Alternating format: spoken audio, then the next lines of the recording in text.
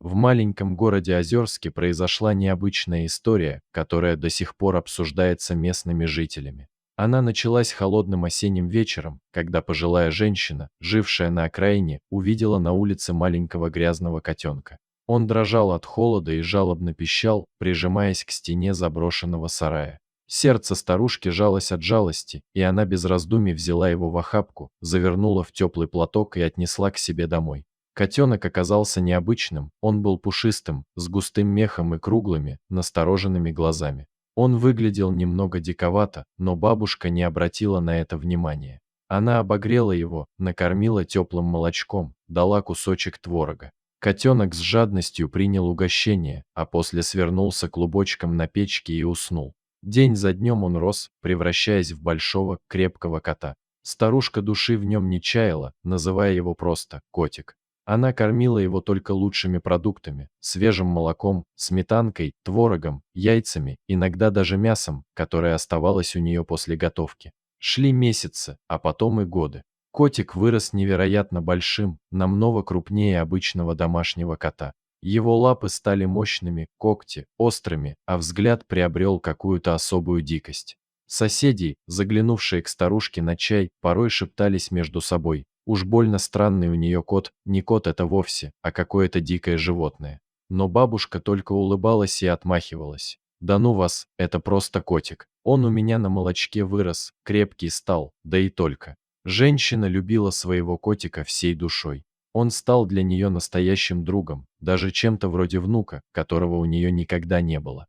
Они вместе встречали рассветы, гуляли по двору, а вечерами котик всегда лежал у нее в ногах, урча, будто довольный трактор. Но однажды в тихий дом старушки пришла беда. Ночью трое грабителей пробрались во двор. Они заранее выбрали этот дом, знали, что хозяйка живет одна, что у нее нет родственников, и надеялись найти какие-нибудь сбережения или ценные вещи. Замок оказался слабым, дверь взломали легко и бесшумно.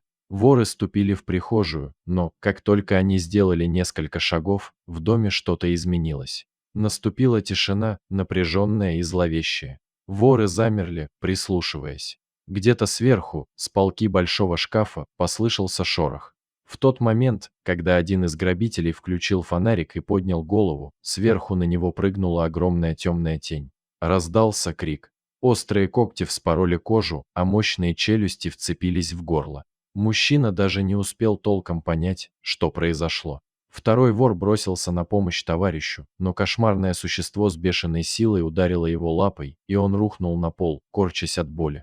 Когти разорвали его лицо и плечо, оставляя глубокие раны. Третий, увидев это, бросил все и рванул к двери. Он выскочил во двор и, не оглядываясь, бежал со всех ног, пока не оказался в безопасном месте. На крике проснулась старушка. Она увидела в своей прихожей страшную картину. Одного из взломщиков ее котик уже не выпускал из зубов, второй корчился на полу, истекая кровью. Когда приехала полиция, офицеры испытали настоящий шок. Обычный кот не мог сотворить такого. Вызванный специалист сразу же понял, что перед ними не просто большое домашнее животное. «Это манул», — наконец сказал он, оглядывая крупного зверя, сидящего рядом с хозяйкой. Дикий хищник, который, по всем законам природы, не должен жить в доме. Тем более он не приручается. Но этот манул приручился. Он стал для старушки не просто питомцем, а настоящим защитником.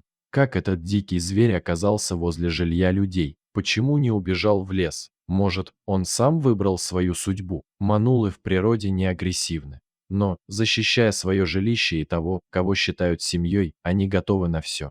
Этот котик показал, что благодарность животного не знает границ. Старушка крепко прижала его к себе и погладила густую шерсть.